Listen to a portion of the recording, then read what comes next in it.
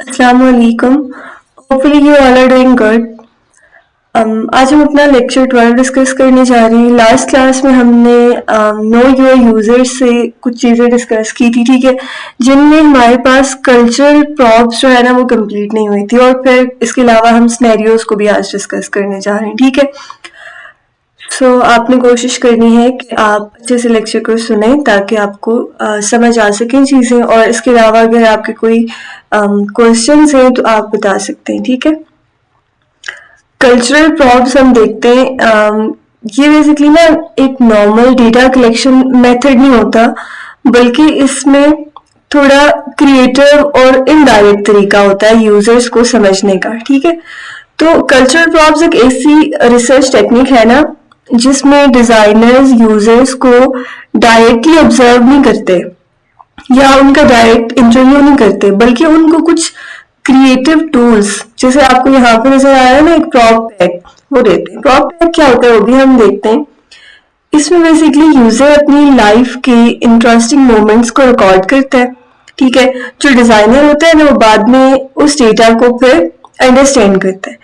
अब ये जो मेथड है ना कल्चरल प्रॉप्स वाला, ये बेसिकली बहुत ज्यादा फीलिंग्स, इमोशंस और पर्सनल एक्सपीरियंसेस को समझने के लिए यूज होता है। इसमें सिर्फ फैक्ट नहीं बल्कि यूजर का पर्सनल एक्सपीरियंस जो है ना वो बहुत ज्यादा इन्वॉल्व होता है, ठीक है। जो डायरेक्ट ऑब्जर्वेशन होती है ना वो यहाँ पे मेंशन है कि sometimes hard in the home psychiatric patients. अब देखिए जब डायरेक्ट ऑब्जर्वेशन होती है ना, जैसे कि घर का एनवायरनमेंट या फिर सेंसिटिव केसेस होते हैं जो साइकेट्रिक पेशेंट से रिलेटेड, और उनकी कोई पर्सनल रूटीन्स हो सकती हैं, तो यहाँ पे डायरेक्ट ऑब्जर्वेशन मुश्किल है, या फिर हम ये भी कह सकते हैं कि वो अनएथिकल हो सकती है। तो कल्चरल प्रॉप्स एक अल्टरनेटिव अप्रोच है जहाँ यूजर को ना कंप्लीट फ्रीडम दी जाती है अपनी मर्जी से शेयर करने की, ठीक है। प्रॉप पैक होते क्या है, अगर आप इस प्रॉप पैक को देखेंगे, प्रॉप पैक जनरली ना यहाँ पे आपको एक पेन, डायरी, कैमरा, कुछ इस तरह की चीजें नजर आ रही होंगी। तो प्रॉप पैक एक तरह की किट होती है जो यूजर्स को दी जाती है। कैमरा इसमें बेसिकली होता है कि आप यूजर जो है वो अपनी, अगर उसको कोई चीज पसंद आ रही है तो वो अपनी लाइफ की इंपॉर्टेंट चीजों की पिक्चर्स ले सकते हैं, ठीक है।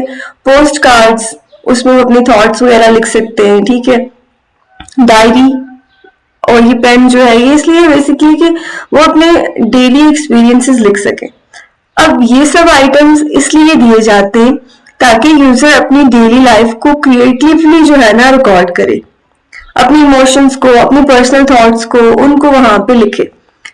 अब इससे होता क्या है, अब ये जो चीजें है ना, पहली बात तो ये है कि यूजर को ये प्रॉपर उनके घर या उनके जो नेचुरल एनवायरनमेंट है वहां पे दी जाती है, कोई रिसर्चर उनके सर पे नहीं खड़ा रहता, ठीक है। अब इससे क्या होता है कि यूजर बहुत ज्यादा कंफर्टेबल होता है, और जो डेटा आता है ना इसके थ्रू, कल्चरल प्रॉप्स के थ्रू, वो बहुत ज्यादा हम कह सकते हैं कि ऑथेंटिक होता है, क्योंकि उसमें आर्टिफिशियल बिहेवियर नहीं होता, ठीक है। बेसिकली जो यूजर है वो उन चीजों को रिकॉर्ड करता है जो जो उसके लिए मीनिंगफुल होती है, ठीक है। डिजाइनर डिसाइड नहीं करता कि क्या इंपॉर्टेंट है, यूजर खुद बेसिकली वो सब चीजें जो है वो अपनी जो उसको इम्पोर्टेंट लगती है वो नोट नोट करता है, उनकी पिक्चर्स लेता है, ठीक है। अब देखें ये डेटा जो है ना ये सब्जेक्टिव होता है। सब्जेक्टिव कैसे है कि हर यूजर का ये अलग है, ठीक है। इसको हम यूज कर सकते हैं inform interviews, prompt ideas, culture designers. अच्छा, प्रॉम्प्ट से जो डेटा मिलता है उस बेस पे बाद में इंटरव्यूज बहुत बेहतर हो जाते हैं, ठीक है। सपोज करते हैं कि यूजर ने कोई पिक्चर ली है किसी एक सैड कॉर्नर की या किसी भी कॉर्नर की, कोई ग्रीनरी हम कह दें, कोई सीनरी वगैरह किसी चीज की भी उसने पिक्चर ली है। अब इंटरव्यू में पूछा जा सकता है उससे कि ये जगह आपके लिए क्या रिप्रेजेंट करती है, ठीक है। प्रॉम्प्ट आइडियाज बेसिकली जो डिजाइन आइडियाज है ना वो इसके थ्रू जनरेट होते हैं। ये मेथड डिजाइनर्स को न्यू आइडियाज देता है जो नॉर्मल ऑब्जर्वेशन से नहीं मिलते, ठीक है। यूजर के बिहेवियर से पता चलता है कि वो ज्यादा कौन से वक्त एक्टिव था, ठीक है। उसके अलावा जो बात है ना इन कल्चर डिजाइनर्स, तो डिजाइनर को यूजर की कल्चर, लाइफस्टाइल और थिंकिंग में बहुत ज्यादा उसको जो है ना चीजें समझ आने लगती हैं। मतलब डिजाइनर सिर्फ फिर आउटसाइडर नहीं रहता, वो यूजर की उस दुनिया को फील करता है, फिर उसके मुताबिक जो है ना चीजों को वो जब अंडरस्टैंड करता है तो एक अच्छी चीज तैयार करता है। ठीक है, तो बेसिकली कल्चरल प्रॉप्स जो है ना एक इनडायरेक्ट रिसर्च मेथड है। ठीक है, इसमें डायरेक्ट ऑब्जर्वेशन नहीं होती, जहां पर डायरेक्ट ऑब्जर्वेशन नहीं हो सकती बेसिकली वहां पे ये यूज होता है। ठीक है, यूजर को जो है वो फ्रीडम दी जाती है अपनी लाइफ को रिकॉर्ड करने की। ओके, फिर हम बात करते हैं सिनेरियोज की। ठीक है, सिनेरियोज क्या होते हैं? सिनेरियोज जो है ना आपके पास एक ऐसा कंसेप्ट है कि ऐसी डिजाइन टेक्निक है जिसमें हम बहुत ज्यादा जो है वो मीनिंगफुल हो जाती है आपके पास उस चीज का पर्पस। यानी कि ये एक रिच स्टोरीज, जो सिनेरियोज होते हैं ना इनको हम रिच स्टोरीज भी कहते हैं। इसमें बेसिकली यूजर सिस्टम को कैसे यूज करेगा रियल लाइफ में ये चीज आती है। ठीक है, और ये कोई टेक्निकल डायग्राम या फिर कोड नहीं होता, बल्कि एक स्टोरी होती है जिसमें यूजर, उसकी सिचुएशन प्लस इंटरेक्शन होती है। अब रिच स्टोरीज ऑफ इंटरेक्शन का मतलब क्या है? मतलब सिर्फ ये नहीं है कि यूजर बटन प्रेस करता है, बल्कि यूजर का कॉन्टेक्स्ट क्या है, यूजर की प्रॉब्लम क्या है, वो सिस्टम से क्या एक्सपेक्ट करता है, वो उसको यूज करते वक्त क्या फील करता है, ये सब चीजें इंक्लूड होती हैं। ठीक है, then stories could be short और लॉन्ग है। ओके, अच्छा देखिए, सिनेरियो जो है ना दो टाइप के हो सकते हैं। एक सिंपल और क्विक आइडिया देने के लिए होता है, जैसे कि अगर हम कहें कि Ali opens food delivery app, selects pizza and places order. ठीक है, लॉन्ग सिनेरियो ये हो सकता है जिसमें बहुत डिटेल स्टोरी हो, जिसमें फुल सिचुएशन एक्सप्लेन होती है कि अली जो है वो रात को लेट घर आता है, थका हुआ होता है, उसके पास जो है वो कुकिंग का टाइम नहीं होता, इसलिए वो मोबाइल ऐप ओपन करता है, फिर नियर बाय जितने भी रेस्टोरेंट्स होते हैं उनको देखता है, रिव्यूज चेक करता है और अपना जो ऑर्डर है वो प्लेस करता है। और ऑर्डर लेट अगर होता है तो वो फ्रस्ट्रेशन फील करता है। तो यहाँ ये जो सेकंड स्टोरी मैंने आपको बताई ना, यहाँ पे अगर आप देखें तो इमोशंस प्लस कंटेक्स्ट भी आ गया, मतलब रिच सिनेरियो है ये। सिनेरियो का पर्पस क्या होता है? सिस्टम को रियल लाइफ में समझना। ठीक है, सिनेरियो डिजाइनर्स को ये समझने में हेल्प करते हैं कि यूजर असल जिंदगी में सिस्टम कैसे यूज करेगा, यूजर पर्सपेक्टिव डेवलप करना बेसिकली। ठीक है, देखिए जब यूजर पर्सपेक्टिव डेवलप होता है ना तो डेवलपर्स नॉर्मली टेक्निकल उनकी सोच होती है। ठीक है, सिनेरियोज उनको मजबूर करते हैं कि यूजर क्या फील करेगा, उसकी क्या प्रॉब्लम होगी, फिर डिजाइन इवैल्यूएट करना, सिनेरियो बना के चेक करते हैं कि क्या सिस्टम यूजर की नीड्स फुलफिल कर रहा है या नहीं। फिर डिफरेंट आइडियाज जनरेट होते हैं इसके थ्रू और कम्युनिकेशन बहुत ज्यादा आसान हो जाती है। ठीक है, फॉर एग्जाम्पल आप एक ऑनलाइन लर्निंग ऐप बना रहे हैं। ठीक है, तो आप एक स्टूडेंट के सिनेरियो को कंप्लीटली बनाएंगे, उसको स्टडी करेंगे, उससे आपको पता चलेगा कि स्टूडेंट को इंगेजिंग कंटेंट चाहिए, उसमें जो है वो कुछ डिफरेंट, अगर आप कोई वीडियो बना रहे हैं तो फिर उसमें इस तरह से होगा कि स्किप ऑप्शन होना चाहिए, उसमें कुछ क्विजेस होने चाहिए। ठीक है, कुछ इस तरह की चीजें। तो सिनेरियो बेसिकली जो है ना यूजर की जिंदगी की स्टोरी होती है और प्लस उसकी सिस्टम की इंटरेक्शन, और इसमें इमोशंस इंक्लूड होते हैं, और डिजाइन को जो है ना ये बेसिकली ह्यूमन सेंटर्ड बनाते हैं सिनेरियोस। ठीक है, अब हम देखते हैं कि स्टोरीज फॉर डिजाइन ये असल में क्या है। देखिए, यहाँ बात हो रही है कि जब हम सिनेरियो बनाते हैं तो वो सिर्फ एग्जाम्पल नहीं होती, बल्कि वो डिजाइन टूल बन जाती है। मतलब स्टोरीज यूज होती है सिस्टम को समझने में, उसको इम्प्रूव करने में और एक्सप्लेन करने के लिए। फिर कम्युनिकेट विद अदर, यानी कि कम्युनिकेशन को इजी बनाना। सिनेरियो का सबसे पहला पर्पस होता है टीम को दूसरे लोगों का आइडिया समझाना। हर बंदा टेक्निकल नहीं होता। ठीक है, बाज़ दफा डायग्राम्स या कोड सबको समझ नहीं आती, लेकिन एक सिंपल स्टोरी सबको समझ आ जाती है। ठीक है, अगर आप कहें ना कि यूजर लॉगिन मॉड्यूल इंप्लीमेंट हो गया है, तो ये एक टेक्निकल सी बात है।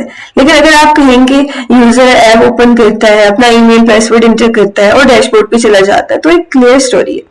तो इससे क्लाइंट, स्टूडेंट, टीम मेंबर सबको समझ आ जाती है बात, ठीक है। फिर हम बात करते हैं वैलिडेट अदर मॉडल्स की, यानी कि दूसरे मॉडल्स को भी चेक करना। सॉफ्टवेयर डिजाइन में हम और भी चीजें बनाते हैं, जैसे कि डायग्राम्स, फ्लो चार्ट्स, प्रोटोटाइप्स वगैरह। तो सिनेरियो यूज होता है ये चेक करने के लिए कि जो हमने डिजाइन किया है क्या वो रियल लाइफ में काम करेगा। अगर सिनेरियो के स्टेप्स सिस्टम में पॉसिबल नहीं है तो डिजाइन गलत है, ठीक है। तो बेसिकली सिनेरियो जो है ना एक रियलिटी चेक टूल होता है, ठीक है। फिर है अंडरस्टैंड डायनेमिक्स, यानी कि सिस्टम बिहेवियर समझना। डायनेमिक्स का मतलब है सिस्टम टाइम के साथ कैसे बिहेव करता है। सिनेरियो से आप देख सकते हैं यूजर स्टेप बाय स्टेप क्या करता है, सिस्टम का रिस्पॉन्स क्या होता है, कहाँ प्रॉब्लम या डिले आती है। यूजर सपोज करते हैं कि ऑर्डर प्लेस करता है, डिले होता है, यूजर फ्रस्ट्रेट होता है। तो दैट मीन्स कि आपको फ्लो और बिहेवियर दोनों समझ आ रहा है कि क्या इशू है, ठीक है। फिर आती है बात लीनियरिटी की। ये बहुत इंपॉर्टेंट है। देखिए, टाइम इज लीनियर और लाइव्स आर लीनियर। इसका मतलब हमारी जिंदगी एक सीक्वेंस में चलती है, जैसे कि step 1, step 2, step 3 up to so on.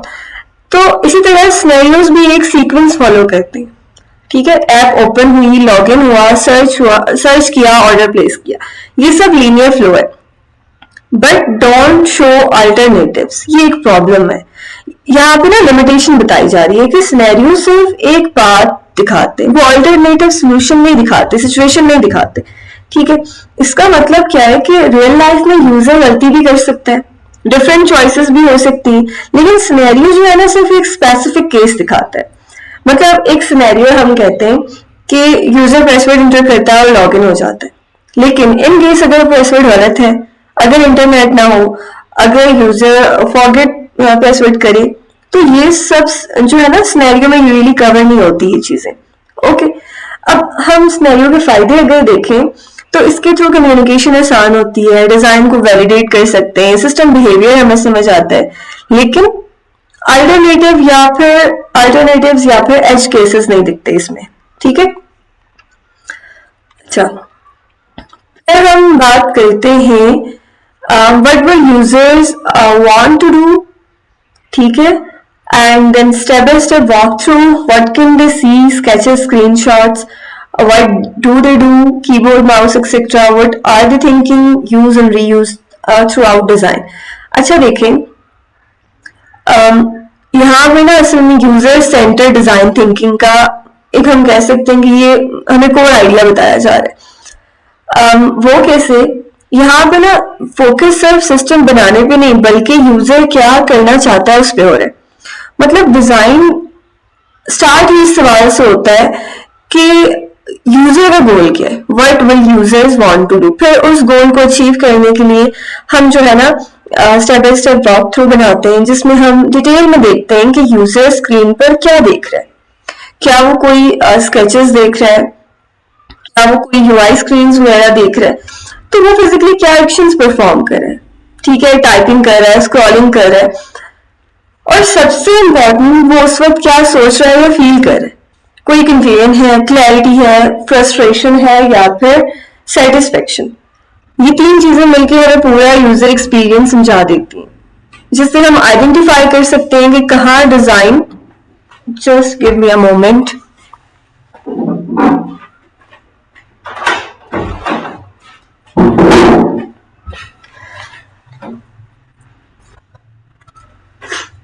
अच्छा, हम देख रहे थे कि यूजर को बेसिकली फ्रस्ट्रेशन है, कोई सेटिस्फेक्शन, वो क्या फील कर रहा है, उसको कोई कंफ्यूजन है या फिर वो सेटिस्फाइड।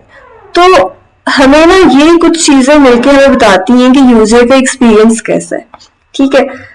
फिर इस सब से हम ये कह सकते हैं कि हम जो है ना इस सब का बेसिकली कोर आइडिया ये होता है कि हम ये देख सकें कि डिजाइन हर स्टेज पे किस तरह से काम कर रहा है, और डिजाइन के हर स्टेज पे हम ये भी देख सकते हैं कि वॉक थ्रू जो है ना एक दफा यूज करके खत्म नहीं होता, ओके, उसको हम रीयूज करते रहते, चाहे आप इनिशियल आइडिया बना रहे, प्रोटोटाइप टेस्ट कर रहे हैं या फिर फाइनल सिस्टम एवेल्युएट कर रहे हैं। ओके, तो बेसिकली ये ना एक कॉन्टिन्यूस गाइड बन जाती है जो इंश्योर करती है कि आपका सिस्टम हमेशा यूजर की नीड्स के अराउंड ही डिजाइन हो, ठीक है, ना कि सिर्फ टेक्निकल लॉजिक पर बेस्ड हो। Then here we can represent respective scenarios by plain text, pictures, sketches, storyboard. Scenarios force to think about the design in detail and notice the potential problems before they happen. अच्छा, यहाँ पे हम देखते हैं कि यहाँ पे ना बेसिकली ये चीज बताई जा रही है कि यूजर जो है वो क्या करना चाह रहे हैं, वो तो हमने देख ली वॉक थ्रू में, ठीक है। अब यहाँ पे ना बेसिकली ये बताया जा रहा है कि सिनेरियो सिर्फ रिटन स्टोरी टाइप लाइक ऐसे टाइप या कुछ सेंटेंसेस नहीं होते, बल्कि उन्हें आप डिफरेंट फॉर्म्स में रिप्रेजेंट कर सकते हैं, जैसे कि प्लेन टेक्स्ट स्टोरी आ गई, सिंपल पिक्चर्स, स्केचेस या स्टोरी बोर्ड, जिसे कि मूवी की सीक्वेंसेस जो वो सीक्वेंस फ्रेम्स नहीं होते उस तरह से। अब इसका पर्पस ये होता है कि डिजाइनर और टीम को यूजर इंटरेक्शन विजुअली और क्लियरली समझ आ जाए। ओके, क्योंकि हर बंदा टेक्स्ट नहीं समझता, कुछ लोग जो है ना विजुअल से बहुत बेहतर समझते हैं, फिर कुछ लोग विजुअल्स की बनिस्बत टेक्स्ट को बहुत अच्छे से समझते हैं। तो जब हम सिनेरियो को इतनी डिटेल और डिफरेंट फॉर्मेट्स में बनाते हैं तो हम डिजाइन के हर स्टेप को बहुत ज्यादा गहराई से सोचने पर जो है ना हम मजबूर। ओके, देन है आल्सो प्ले एक्ट। अच्छा, यहाँ पे अगर आप देखें ना तो इट्स लाइक एक बहुत इंपॉर्टेंट कंसेप्ट को यहाँ पे हाईलाइट किया जा रहा है, जो कि अफोर्डेंस और फीडबैक से रिलेटेड है। इसमें जो मॉकअप डिवाइस है ना और pretend you are doing it, इसका मतलब है कि जब हम कोई सिस्टम या प्रोडक्ट डिजाइन करते हैं तो हमें सिर्फ थ्योरी नहीं बल्कि यूजर के पर्सपेक्टिव से प्रैक्टिकली सोचना होता है। जैसे यूजर यूज करेगा तो कैसे वो बिहेव करेगा। अब यहाँ पे ना पिक्चर में स्विस आर्मी नाइफ की एग्जांपल है कि जहां यूजर कंफ्यूज हो रहा है कि थंब उसने कहाँ पे रखना है, तो ये एक पुअर डिजाइन की इंडिकेशन है क्योंकि इंटरफेस क्लियर गाइडेंस नहीं दे रहा। एचसीआई के हिसाब से एक अच्छा डिजाइन वो होता है जो बिना इंस्ट्रक्शंस के ही यूजर को समझ आ जाए, ठीक है।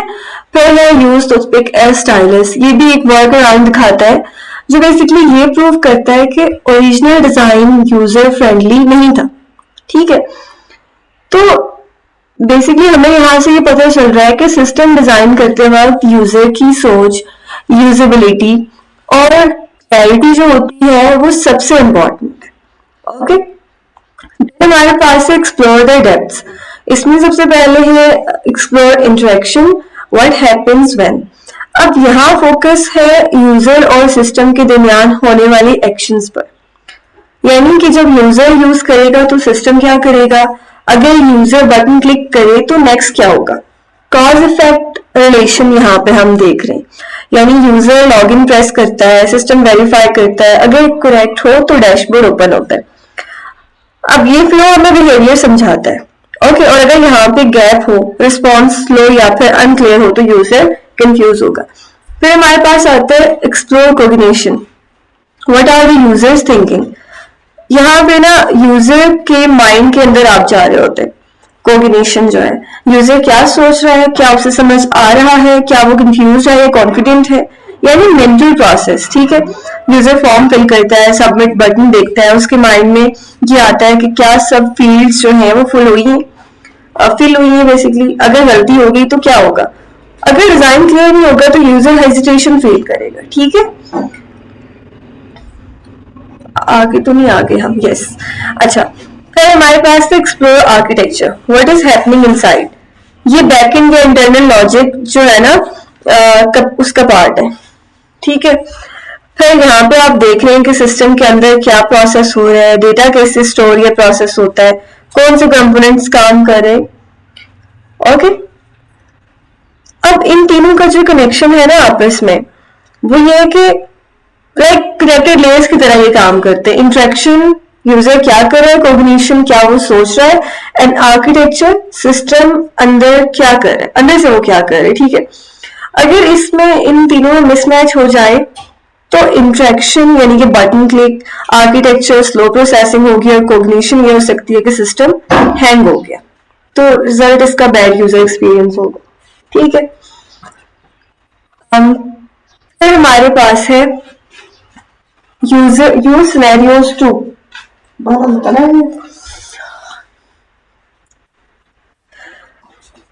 Use scenarios two. फिर हमारे पास आता है, इसमें हम ये देखते हैं कि सिनेरियो एक ब्रिज का काम करता है डिफरेंट लोगों के दरमियान। ठीक है, डिजाइनर्स जो सिस्टम बनाते हैं, क्लाइंट्स जो प्रोजेक्ट देते हैं, और यूजर्स जो सिस्टम को यूज करते हैं। टेक्निकल डायग्राम्स हर किसी को समझ नहीं आती, लेकिन स्टोरी सबको समझ आ जाती है। ओके, अब वो देखें, यूजर जो है ना चेकआउट मॉड्यूल अगर एग्जीक्यूट करता है तो ये थोड़ा सा कंफ्यूजिंग हो सकता है, लेकिन अगर यूजर प्रोडक्ट सेलेक्ट करता है, कार्ट में ऐड करता है और पेमेंट करता है तो ये क्लियर स्टोरी है। Okay, then have validate other models. Design में आप अलग अलग मॉडल्स बनाते हैं, फ्लो चार्ट्स, यूएमएल, प्रोटोटाइप्स वगैरह। तो play it against other models का मतलब है कि सिनेरियो को मॉडल के साथ रन करें और चेक करें। ओके, क्या हर स्टेप पॉसिबल है, कहीं गैप तो नहीं, क्या फ्लो लॉजिकली सही है। सिनेरियो कहता है कि यूजर पासवर्ड रीसेट करता है, लेकिन सिस्टम डिजाइन में जो है ना पासवर्ड रीसेट का ऑप्शन ही ना हो अगर, तो फिर इश्यू आ सकता है। फिर एक्सप्रेस डायनामिक्स हम ऑलरेडी देख चुके हैं कि बिहेवियर को समझना। ठीक है, यानी स्क्रीनशॉट्स, अपीयरेंस, इससे मुराद ये है कि स्क्रीनशॉट्स सिर्फ ये दिखाते हैं कि स्क्रीन कैसी लगती है, उसकी लुक, यूआई, लेकिन वो ये नहीं बताते कि सिस्टम बिहेव कैसे करता है। ठीक है, और सिनेरियो जो है वो बिहेवियर को बताता है, यूजर स्टेप बाय स्टेप क्या कर रहा है, कैसे रिस्पॉन्स होता है, सिस्टम का पूरा फ्लो। ओके, देन हमारे पास है लास्ट स्लाइड में लिनियरिटी। सिनेरियोज जो है ना one linear path through system, यानी कि एक ही स्ट्रेट पाथ में ये इनका फ्लो होता है, step by step flow, log in, dashboard, action, log out, ऐसे हम इसको कह सकते हैं। यानी कोई ब्रांचिंग नहीं होती, एक ही स्टोरी होती है। फायदे इसके ये हैं कि life and time are linear. हमारी रियल लाइफ भी mostly step by step sequence में चलती है, इसलिए सिनेरियोज नेचुरल लगते हैं, इजीली रिलेट हो जाते हैं, इजी टू अंडरस्टैंड। स्टोरीज और नैरेटिव्स इंसान नेचुरली समझता है, इसलिए स्टूडेंट्स, क्लाइंट्स, नॉन टेक्निकल लोग सब इजीली समझते हैं। अब देखें, यहाँ पे एक बात आती है concrete, errors less likely. Scenario specific होता है, एब्स्ट्रैक्ट नहीं होता, मतलब क्लियर स्टेप्स होते हैं, एम्बिग्यूटी कम होती है, इस वजह से डिजाइन एरर्स डिटेक्ट करना आसान होता है। ठीक है, cons, no choice, no branches. Scenario सिर्फ एक ही पाथ दिखाता है, लेकिन रियल लाइफ में मल्टीपल ऑप्शंस होते हैं, डिफरेंट डिसीजंस होते हैं, सिनेरियो इन सबको कवर नहीं करता। ओके, फिर हमारे पास कुछ एज केसेस होते हैं, वो मिसिंग होते हैं। ठीक है, नेटवर्क फेलियर में क्या होगा, अनएक्सपेक्टेड एरर अगर आ जाए फिर क्या होगा। ठीक है, एंड इसमें ना हमारे पास फिर है कि मिस द अनइंटेंडेड। अनइंटेंडेड का मतलब है जो अनएक्सपेक्टेड या एक्सीडेंटल सिचुएशंस होती हैं। यूजर गलत बटन प्रेस कर दे, कंफ्यूज हो जाए, सिस्टम क्रैश हो जाए, तो सिनेरियो ये सब चीजें इग्नोर करता है। ठीक है, and so use several scenarios, use several methods.